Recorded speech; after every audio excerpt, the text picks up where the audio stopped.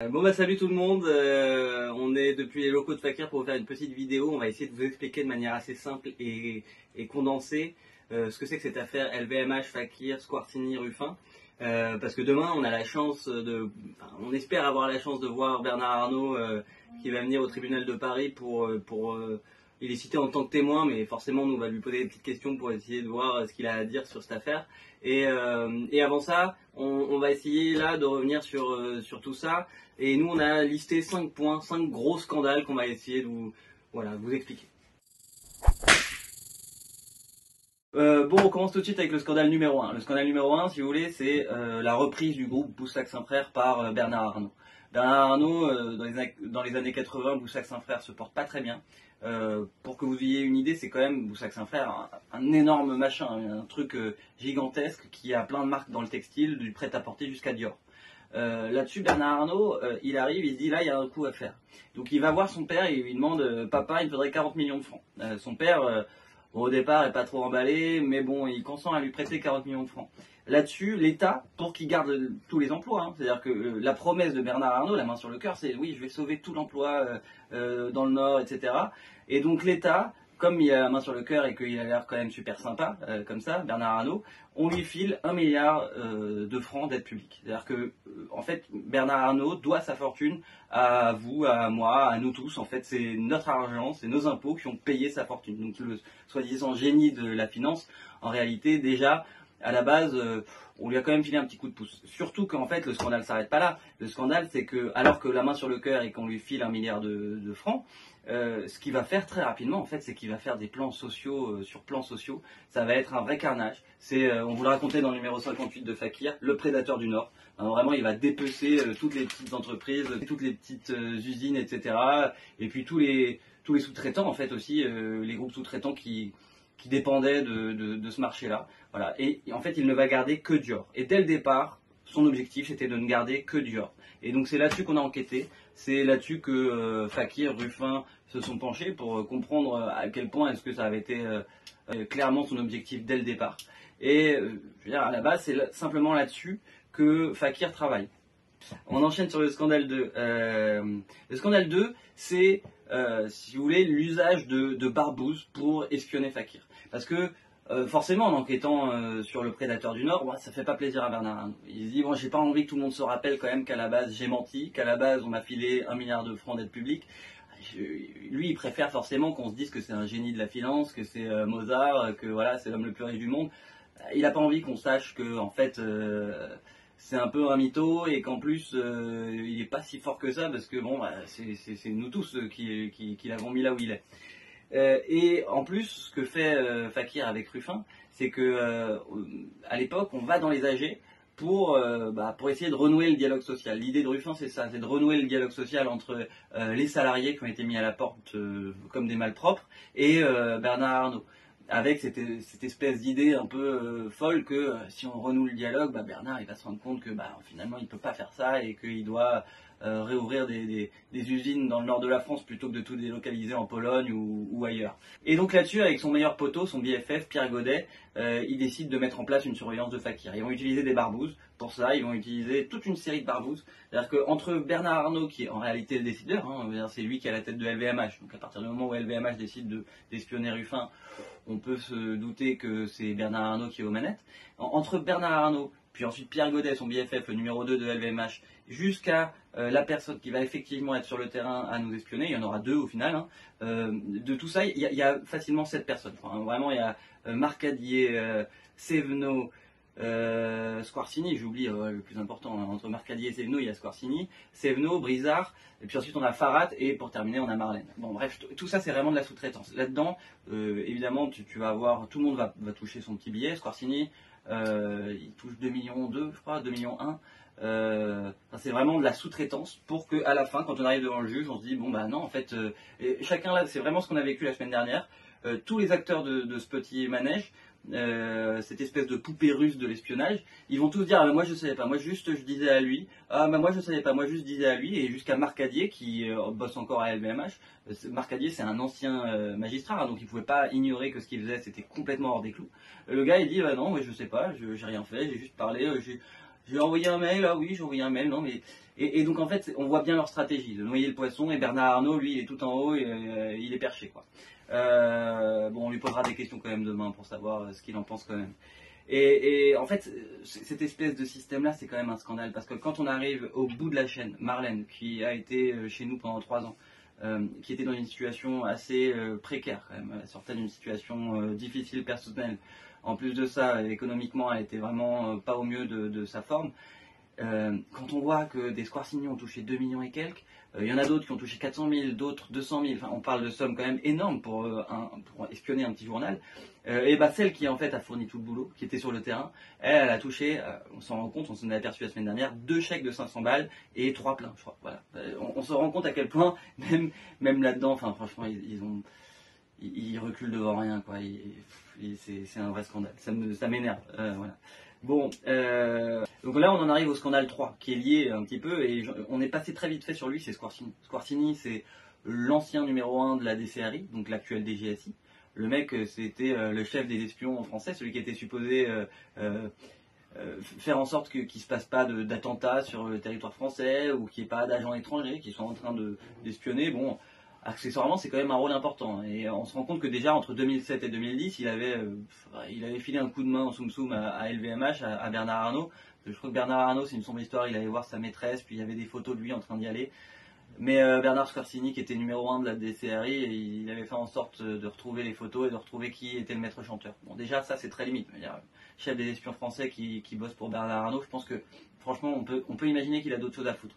Mais ça s'arrête pas là, c'est-à-dire qu'à partir de 2012, quand François Hollande arrive, Squarcini, lui, est viré de la tête de la DCRI, de la DGSI, et il se met à son compte et il bosse pour LVMH. Et c'est là où on en arrive à ce scandale, l'utilisation des moyens de l'État. Donc, Bernard Squarcini, ok, il est plus au ministère de l'Intérieur. Mais par contre, ce qu'il continue à faire, c'est d'appeler ses potes. Il continue d'appeler, il a des contacts dans les services de l'État pour retrouver des plaques d'immatriculation. Il cherche des adresses. Et puis, c'est pour enquêter, quoi. Genre, on a des écoutes où il est là, il met la pression à des chefs de service qui, à l'époque, on est entre 2013 et 2015 quand même, hein, parce que on est entre 2013 et 2015, il y a tout un tas d'attentats qui se passent en France. Et plutôt que de bosser à la prévention des attentats, on a des chefs de service des renseignements qui sont sur Fakir, sur Ruffin, sur prendre des photos de Ruffin. On marche sur la tête, vraiment. À cette époque-là, j'imagine que l'alerte attentat devait être au max, et on est en mode, on a des écoutes de Bernard Squarcini qui dit, on est le vendredi, il dit ouais, t'as mon truc sur Ruffin. Le gars lui répond ah non, je te l'aurai que lundi. Le gars, il bosse pour les services français, quoi. Et t'as Bernard Squarcini qui lui dit ah lundi, ça fait tard, mais bon d'accord, quoi. Enfin, on est vraiment genre, c'est un mec qui met la pression pour avoir allez vite quoi. Il y a autre chose à foutre. Les attentats c'est pas grave, trouve-moi des dossiers sur Ruffin, quoi. Voilà, ça c'est le scandale numéro 3. Ensuite on arrive au scandale numéro 4, parce que bon, la compromission État LVMH s'arrête pas là. Le scandale numéro 4, c'est la CGIP. Pour rappel, très rapidement, cette CGIP, c'est une justice transactionnelle, si vous voulez. L'idée de cette justice transactionnelle, c'est, en fait, ça vient du droit anglo-saxon. Et l'idée, pour faire très rapide, c'est que à l'époque, on a les États-Unis qui vont poursuivre des grandes entreprises françaises avec le principe d'extraterritorialisation du droit américain. Et puis comme la justice française est longue à se mettre en place, etc., les Américains se permettent de juger des grosses boîtes françaises et donc de mettre des grosses amendes à des boîtes françaises, alors que nous on est là les bras ballants en mode ah bah mince, quoi.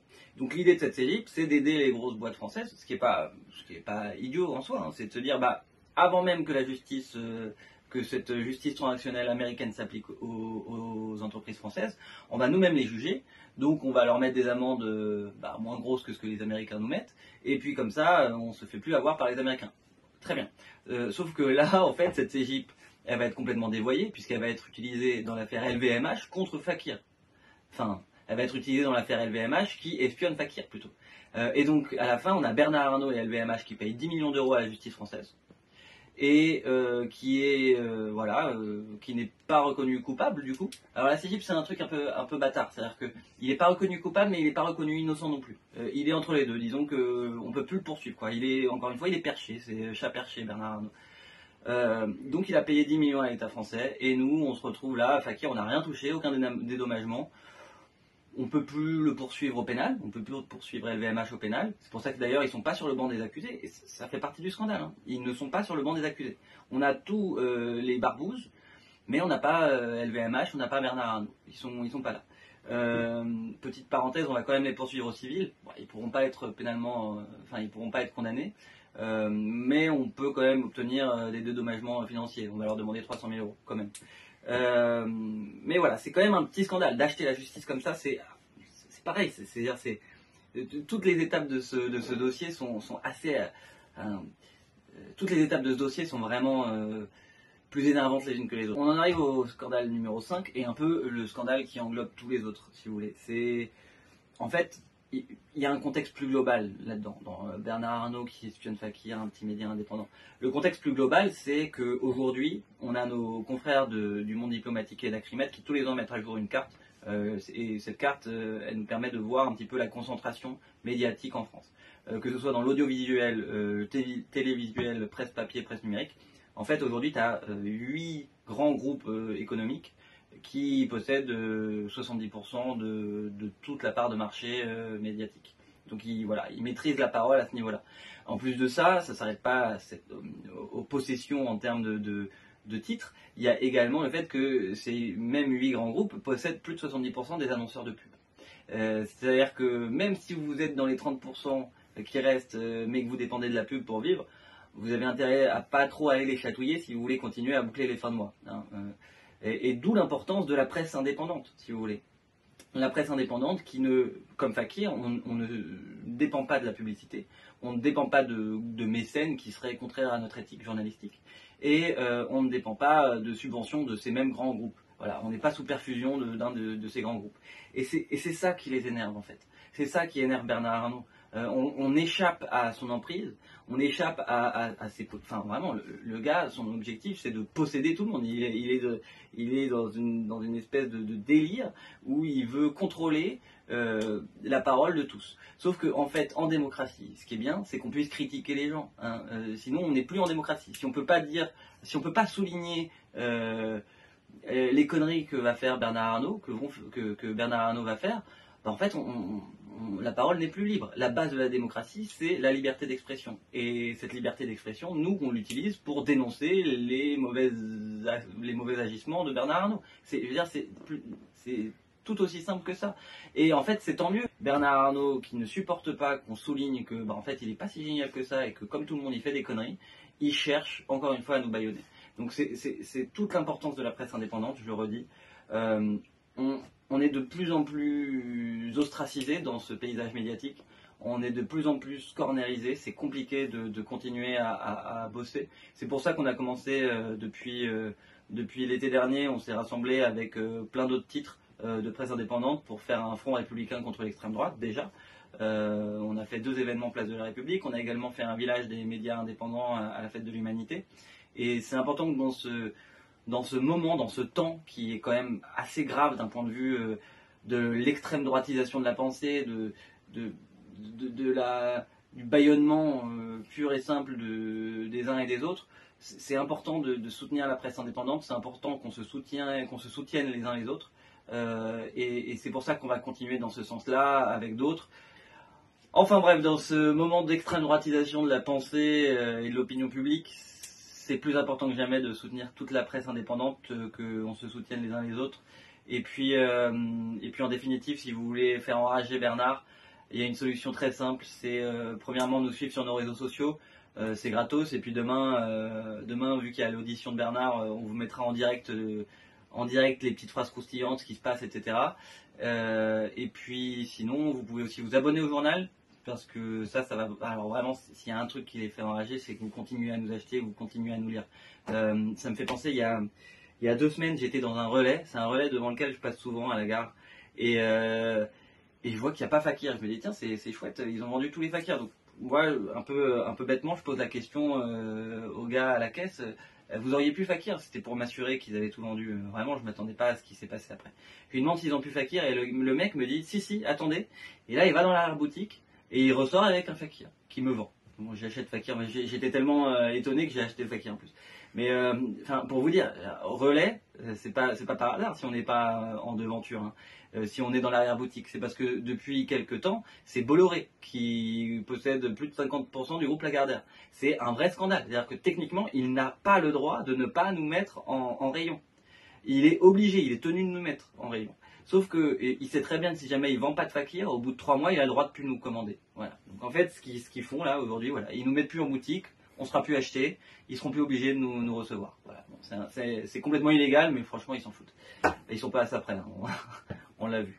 Dernier moyen de nous soutenir et de faire enrager les Bolloré et les Bernard Arnault de ce pays, bah faites-nous un don, même 1 euro, 2 euros. C'est pas grand chose, mais franchement, à la fin c'est beaucoup. Ils ont l'argent, on a les gens. Et puis soutenez la presse indépendante dans son ensemble. Voilà, il y a pas mal de titres et on essaye de faire un travail, de qualité, même si c'est pas tous les jours facile. Bon allez, à demain. À la fin, c'est nous qu'on va gagner.